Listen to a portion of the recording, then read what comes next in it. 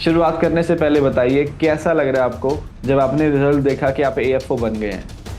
Sir बहुत अच्छा लगा था और घर वाले भी बहुत खुश हुए थे सर। तो ये ज़्यादा यूजफुल वीडियो है उन लोगों के लिए जो फ्रेशर्स हैं।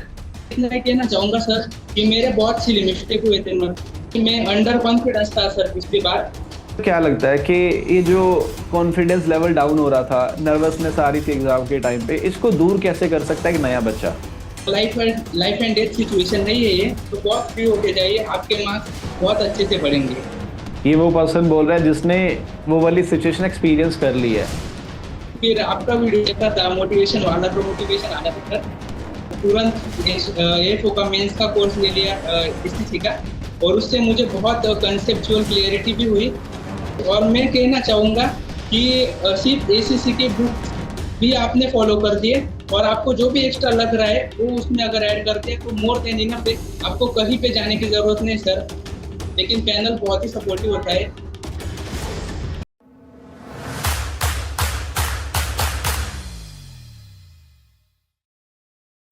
Hello and welcome everyone.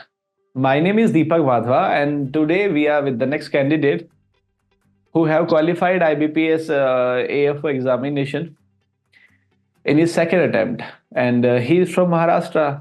He secured good marks in pre as well as mains. So before we start, Chandrasekhar ji, I would like to congratulate you for qualifying IBPS AFO exam. Thank you sir. शुरुआत करने से पहले बताइए कैसा लग रहा है आपको जब आपने रिजल्ट देखा कि आप एएफओ बन गए हैं। सर बहुत अच्छा लगा था और घर वाले भी बहुत खुश हुए थे sir. Very good. Second attempt है तो ये ज्यादा यूजफुल वीडियो है उन लोगों के लिए जो फ्रेशर्स हैं।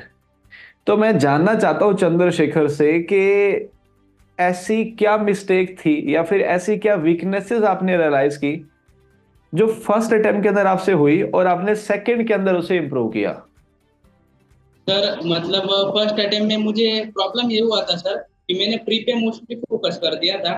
मतलब प्री मुझे डर लग रहा था प्री में, तो मैंने प्री पे फोकस किया, तो मेंस में थोड़ा सा कम आप पे मतलब स्टडी रह गया था मेरा। और मेंस में मैं इतना ही कहना चाहूंगा सर कि मेरे बहुत सिली मिस्टेक हुए थे, मतलब 4 क्वेश्चंस मेरे सिली मिस्टेक हुए थे, तो राइट मेरे 4 मार्क्स से रह गए थे। इसलिए मेंस में अगर सक्सेस पाना है तो सिली मिस्टेक अवॉइड करनी चाहिए sir. Silly mistake main reason था मेरा पिछली बार सिलेक्शन नहीं हुआ। सिली मिस्टेक को कैसे डिफाइन कर सकते हैं? क्या ओवर अटेम्प्ट किया था आपने या फिर कंफ्यूजन थी और आंसर कर दिया? नहीं, मैं अंडर कॉन्फिडेंस था सर पिछली बार, तो मैंने बहुत कम अटेम्प्ट किए थे, सिर्फ 49 अटेम्प्ट किए थे, विद एक्यूरेसी किए थे। लेकिन मैंने उसमें थोड़ी सी मिस्टेक कर दिए थे, और मुझे थोड़ा लैंग्वेज का प्रॉब्लम हुआ था। जैसे साइलेंट म्यूटेशन वाला क्वेश्चन था वो मैंने अटेम्प्ट नहीं किया था, और टी वाला क्वेश्चन था तो वो बहुत इजी थे सर, लेकिन मेरे अंडर कॉन्फिडेंस की वजह से वो अटेम्प्ट नहीं किए, और 4 मेरे सिली मिस्टेक हो गए थे, तो उसकी वजह से मेरा थोड़ा रुक गया था। Thank you so much. Chandrashekhar, क्या लगता है कि ये जो कॉन्फिडेंस लेवल डाउन हो रहा था, नर्वसनेस आ रही थी एग्जाम के टाइम पे, इसको दूर कैसे कर सकता है एक नया बच्चा?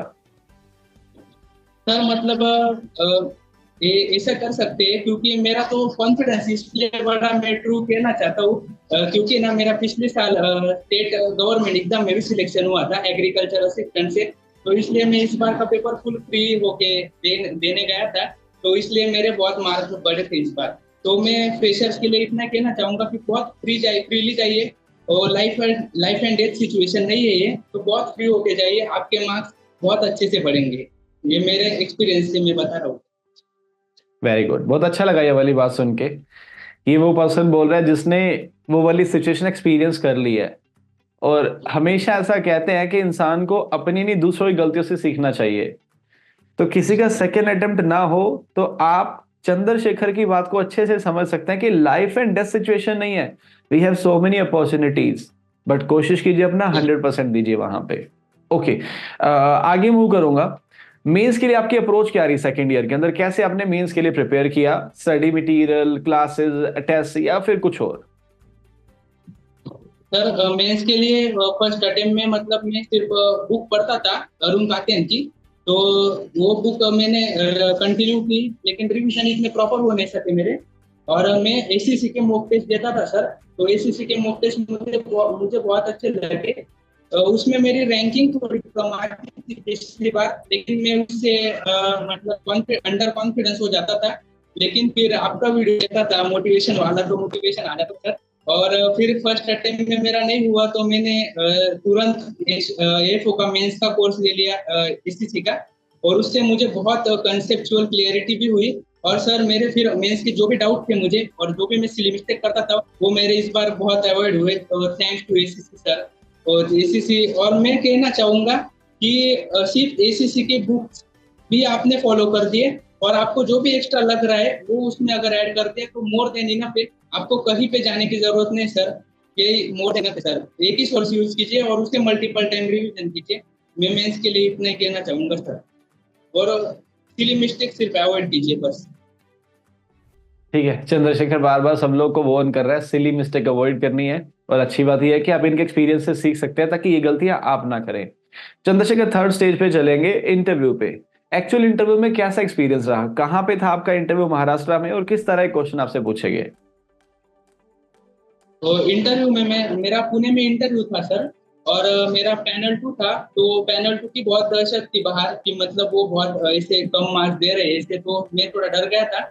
लेकिन बाद में फिर मैंने सोच लिया कि अभी मेरे पास एक जॉब तो है ही, तो मैं फुल कॉन्फिडेंस के साथ जाऊंगा, इसलिए मैं फुल कॉन्फिडेंस के साथ ही गया अंदर। और मुझे टोटल 12 क्वेश्चन पूछे थे, उसमें से मुझे 8 क्वेश्चन के आंसर आए। तो मैं इंटरव्यू के लिए इतना कहूंगा कि आप मोस्टली बैंकिंग के जो है बैंकिंग के क्वेश्चन, वो बैंकिंग अवेयरनेस पढ़ लीजिए। और करंट अफेयर जो चालू है, मतलब जब करंट अफेयर तब का 1 मंथ का करंट अफेयर पढ़ लीजिए। और बस, और कॉन्फिडेंट रहिए, कॉन्फिडेंस से आपके मार्क्स 10 होंगे। तो पैनल कभी कभी आपको डरा भी देता है कि मतलब आपके जो एक्शंस होते हैं उसको वो डराता है, लेकिन पैनल बहुत ही सपोर्टिव होता है। हमें सिर्फ कॉन्फिडेंट रहना है और हमें मार्क्स मिलते हैं सर। ये मैंने पिछली बार में मुझे 15 मार्क आए थे आउट ऑफ 20, और इस बार भी 13 मार्क्स आए 20 सर। तो interview only confident dependent, confidence से आंसर देने चाहिए interview. Thank you so much Chandrashekhar, आपके फीडबैक के लिए। कॉन्फिडेंस दोनों ही केस में और तीनों केस में इंपॉर्टेंट है, फिर चाहे प्री हो, मेंस और इंटरव्यू। जैसा कि चंद्रशेखर ने भी सेम बात रिपीट करी कि आपको सिली मिस्टेक अवॉइड करनी है, एंड सिली मिस्टेक के साथ सिली बातों को अवॉइड करना है। देखो, चंद्रशेखर को ही बता रहा था कि पैनल 2 बहुत डेंजर है, जबकि ऐसा कुछ नहीं है। मिसकंसेप्शन होता है हर किसी के माइंड में, ऐसा कहते हैं ना कि अपनी थाली में हमेशा कम ही दिखता है, बस वैसा कुछ होता है हर कोई। क्योंकि चंद्रशेखर ने तो जिस पैनल को देखा उसके बारे में बता रहा है। चंद्रशेखर, मैं हर साल सुनता, मुझे बच्चे कहते हैं सर चंडीगढ़ पैनल बहुत हार्ड है, भोपाल पैनल बहुत हार्ड है, आप कह रहे हो महाराष्ट्र पैनल डेंजर है। सब लोग डेंजर ही बैठे हुए हैं, लेकिन स्टिल 18 19 17 16 मार्क्स वो देते हैं ना। That's because of your performance, जैसा परफॉर्म करेंगे। ओके नहीं सर, मतलब चंद्रशेखर पैनल जी। एक्चुअली ना हम बहुत डर जाते सर। मतलब हम डरना नहीं चाहिए, और पैनल सपोर्टिव होते हैं सर, वो मार्क्स देने के लिए वहाँ बेटे हमारे। मतलब हम प्री और मेंस क्लियर करके आए, तो फिर वो तो हमें मार्क्स देने ही वाले सर, तो हमें कॉन्फिडेंट रहना चाहिए। That's true, that's true. Okay Chandrashekhar, जो अभी बच्चे प्रिपेयर कर रहे हैं, अप्रैल से, मई से या जून से स्टार्ट करेंगे, उनको तैयारी कैसे करनी चाहिए? कितना प्री पे, कितना मेंस पे, और इंटरव्यू के लिए क्या शुरू से करना चाहिए, बाद में करना चाहिए? सर मतलब मैं इतना कहना चाहूंगा कि इंटरव्यू के लिए आप ऐसे कर सकते हैं कि 1 आवर डेली जो आपको मतलब मॉर्निंग में मिलता है, तो आप सेल्फ रिकॉर्डेड वीडियो तैयार, अपना सेल्फ इंट्रोडक्शन आईने के सामने रोज दिया कीजिए, जिससे कि आपका कॉन्फिडेंस बढ़ेगा। और प्री और मेंस का बैलेंस लेके चलिए। मतलब प्री को आपको बहुत इंपॉर्टेंस भी नहीं देना, क्योंकि कट ऑफ क्लियर करनी है हमें वहाँ पे। तो मेंस ही सिलेक्शन देता है। तो प्री में हमें सिर्फ जो इंग्लिश क्वांट रीजनिंग है, तो इंग्लिश के लिए मैं मोस्टली हिंदू न्यूज़पेपर पढ़ता था। और क्वांट रीजनिंग के लिए जो इम्पोर्टेंट टॉपिक है उसके आप नंबर ऑफ क्वेश्चन अच्छे से लगाएंगे, तो वो प्रैक्टिस और मॉक टेस्ट में एसएससी के मॉक टेस्ट देता था, तो वो बहुत ही बेस्ट थे प्री के लिए। तो उतना भी कर लिया आपने प्री के लिए तो बहुत ही हो जाएगा। और मेंस के लिए तो आप सब एसएससी पे लेक्चर्स कीजिए और उनके मॉक कीजिए, वो मोर देन इनफ हो जाएगा सर। मेंस के लिए इतना कुछ नहीं मतलब करने की आपको जरूरत पड़ेगी। मैंने मेरे बहुत एक्सपीरियंस से शेयर कर रहा हूँ, क्योंकि पिछले साल मैंने ये किया था कि मैंने गड़बड़ गया था, वो थोड़ा सोर्स मल्टीपल कर लिए थे, लेकिन इस बार मैंने फुल एसीसी को दिया और मुझे रिजल्ट मिला है sir. Thank you so much Chandrashekhar. एक क्वेश्चन जो मैं जनरली पूछता नहीं हूं, पर मेरी टीम मुझे बताती है तो मुझे पूछना पड़ता है। मेरी टीम ने मुझे बताया कि आपका फोटो किसी और प्लेटफॉर्म ने भी पब्लिश किया था, तो क्या मुझे बताएंगे वो फोटो आपने उनको दिया था या कोई कोर्स लिया था या कैसे उनके पास पहुंचा? कौन से प्लेटफॉर्म में सर? ने आपकी फोटो पब्लिश की है? हाँ सर, मतलब उनका मतलब वो प्री का टेस्ट लिया था तो उनका मुझे फोन आया था।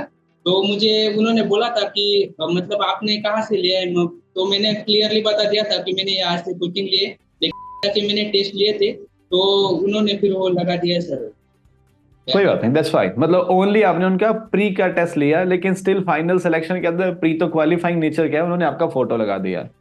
That's fine. मेंस ही हाँ जी।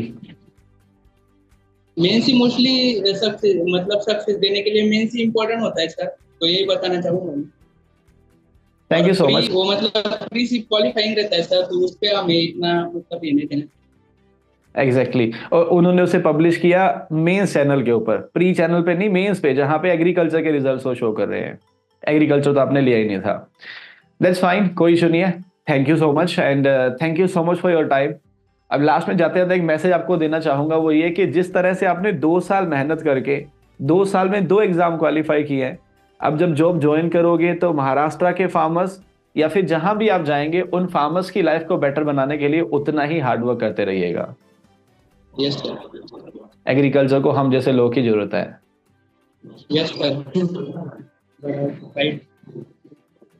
Okay Chandrashekhar ji, I wish you all the best, congratulation once again, have a good day. Thank you sir.